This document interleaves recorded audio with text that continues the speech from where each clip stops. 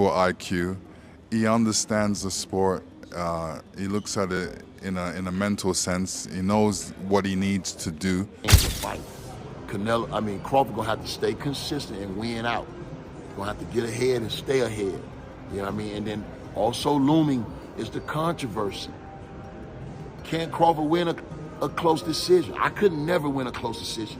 Crawford has the same, but I just feel that Crawford's ring-eye coordination is better, and he has more fire in the body left. He wants it more, in my opinion. Lennox Lewis explains why Terence Crawford can beat Canelo, saying the fight is more mental than physical. He points out Crawford's sharp boxing mind, slick movement, and ability to adjust in the ring. For Lewis, size won't decide this fight. Crawford's ring IQ and smart tactics allow him to control opponents no matter how big they are. That's why Lewis believes Crawford can outthink and outfight Canelo. He's got incredible talent, incredible IQ. He understands the sport. He looks at it in a mental sense. He knows what he needs to do to stay at the top and be at the top. He moves very well. He's a very elusive mover, and his work rate is high. I won't ask you who's going to win the fight, because I know it's a question you've probably been asked a million times, but I will ask you, do you think this fight goes the distance, or do you think this fight ends inside the distance? Interesting. Really an interesting fight to look at. Coach Bernie breaks down what makes Terence Crawford such a dangerous fighter. To him, Crawford isn't just a heavy puncher, he's precise, quick, and perfectly timed, which makes every shot land harder. Bernie says even though Canelo has faced many great opponents, he's never fought someone with Crawford's mix of speed, accuracy, and natural power. When Bernie says Crawford's hands feel like bricks, he's pointing to the strength Crawford carries even while moving up in weight. A fight is always highly anticipated, and one this magnitude, you know what I'm saying? I think Canelo is hyped too, because, you know, they know that Bud brings a different element. And the guys that he's been fighting is now superstars. Bud is a superstar. It's a mega fight. It's an underdog fight, you know. And like I said, you know, I'm sure they anticipate, you know, he has trouble with movers and slick boxers and stuff like that. So they're trying to see how he deals with that, you know. Bud fans is, you know, understandable. You know, Canelo got the power. He got the experience. And, you know, he's one of the faces of boxing. And so, you know, it just breeds anticipation, you know, want to see somebody do something great. And I think that's what everybody mostly counting on. It's a lot of hate, though. A lot of people want to see us lose, and the real ones want to see us win. You know what I mean? But, you know, all in all, you know. The buzz around this fight is massive. Fans can't wait to see how Canelo, who built his career on strength and counterpunching, handles a fighter like Crawford. Fast, unpredictable, and technically sharp. Crawford's movement and agility make him a puzzle Canelo has never had to solve. Unlike Canelo's past opponents, Crawford won't stand still or wait to be countered. This matchup is about styles as much as legacies, and for the first time in years, fans feel Canelo is up against someone who challenges him at every level. Well, Bud Crawford just hits hard anyway. He got fucking bricks for hands. You know what I mean? He got baseball mitts. His hands is as big as a baseball mitt. So, you know, then he's a sharp puncher. So you got to understand that Canelo hasn't fought a sharp puncher. You know, them guys wasn't sharp punchers. Magia, Berlanga, the guys, they not sharp punchers. You know what I'm saying? So when you got a sharp, it's a difference with the speed and the velocity that they're coming with. You know what I mean? If you can understand that, the quickness of the punches, the sharpness of the punches, these guys, you can see all their punches coming. You ain't going to be able to see all Bud punches coming. You ain't going to be able to see his punches coming, for real. They have what, like one common opponent, Amir Khan? Yeah. Tell me, what do you think the difference is? Obviously, you've seen a highlight reel with you know, with Canelo. Amir Khan, who has fought both men, brings a unique angle. He respects Canelo's greatness, but he believes Crawford wants this fight more.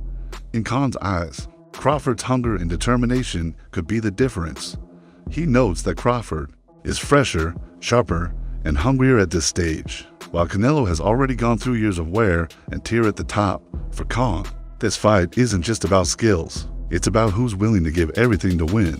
And right now, he says that fighter is Crawford. Timing, great feints, moves well, whereas Crawford has the same, but I just feel like Crawford's ring eye coordination is better, and he has more fire in the body left. He wants it more, in my opinion. Whereas Canelo in that last fight against the Cuban guy he fought, he just seems to me that that fire has just gone. Like he was just getting the win and moving around and enjoying himself, which he can do because at the end of the day, the guy he's already cemented his legacy, so he can do that. So yeah, I got Crawford winning that fight. And when you sparred him, when you were in the same camp with Bomac, what was it? What was it like? You have any good stories about sparring him since you were an opponent? See, when I fought him as a fight, I didn't know what to expect. But then obviously, when I sparred with him, I would try and different things to really how would I be able to beat a guy like him? And I was working on different things, and the guy is very tricky. He's a guy that always keeps on adapting your style and also keep getting better and better as the fight goes on. So yeah, he's a very very good fighter. I do like him because he came to my camp 2-3 times, drove up to spend like 2-3 weeks with me to just give me some advice and be there with me and win with me and train with me. And so yeah, that's why like them little things go a long way for me, and that's why I'll always support him and push him. Trainer Stephen Breadman Edwards adds a reality check. He points out that Canelo sparring Jaron Ennis is smart, but doesn't mean much in the bigger picture. Sparring is about testing strategies, getting used to styles, or sending a message, but it's not the same as a real fight. Edwards explains that nothing in sparring can copy the pressure, intensity, and chaos of a big championship night. Crawford's skills can't be reduced to practice rounds. He believes Canelo's sparring choice is more about showing confidence to the public than proving he can actually beat Crawford. And don't do nothing in camp and then go look like $1 million in the fight. That's why fighters spend the kind of money they spend on sparring partners, because getting the look or stimulating the intensity of how a fight is going to be is how you prepare for a fight. And the most important part of camp is sparring. So it didn't make me say that Canelo was going to win the fight, but it did make me say, damn, he's taking this fight serious, and that's a real good look. I respect the fact that he went out and got the best possible sparring he could find for Crawford to win this fight. I even respect when he did it, because if he would have got Boots early in camp, Boots would have probably beat his butt. You know what I mean? When you first come to camp and you're not sharp. So he got him a few weeks in the camp where maybe, what's how many weeks left for the fight? About 3 weeks left for the fight. This usually your peak time. So he got him about 3 weeks left in the camp so he can handle the work. Because again, you've been up to Philly and you've seen the work. Boots don't have bad days in the gym. He stays in the gym all the time. Yeah. So like you could just get him off the streets and he'll go 10 or 12 rounds in the gym. He don't have bad days. I'm not just bragging. I'm not bragging about a kid that I don't train or he's not my son. I'm just telling the truth. Like, I haven't seen him have like an off day in the gym in like 10 years. You know how sometimes a guy don't look good and you be like, oh, okay, he not doing his best. He really don't have them days. You know what I mean? And the crazy part about it is he does more than 3-minute rounds and he never sits down. Like, never. The meaning behind sparring Jaron Ennis can't be ignored. Canelo clearly wanted to prepare for the kind of style Crawford brings, fast, tricky, and able to switch stances. Training with Ennis gave him a taste of that rhythm and unpredictability. But as many experts point out, no sparring partner can truly copy Crawford.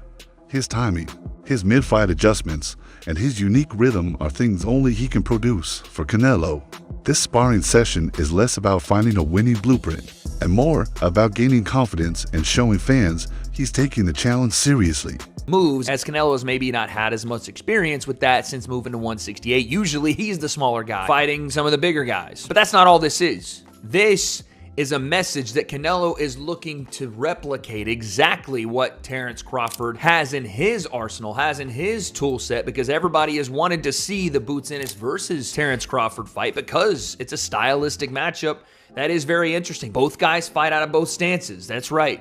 Boots will fight out of southpaw and orthodox. Both guys are very good using their defense to create offense. Boots, one of the best at Philly shelling, catch countering, being able to do it out of both stances, has a beautiful check hook out of southpaw. As orthodox fighters throw their left hook, he comes over the top with his. And why would Canelo be looking for someone that could throw a beautiful lead hook and a backhand as a counter punch, rolling with their defense back to their offense? Oh, wait, because that's what Terence Bud Crawford does so well. Boots is explosive. He's got great counter punch timing. He's got good awareness. His feet are good. He can walk you onto punches. He can lead the dance going first, not just looking for his counter punches, but underrated, I think, in his aggression to lead the exchanges. This is a perfect get for Canelo. And I'm not even trying to play the one side or the other. Canelo fans, Crawford fans, you're going to think whatever you want to think. But the reality is, getting this kind of sparring is a massive deal for Canelo. It's going to give him probably the best look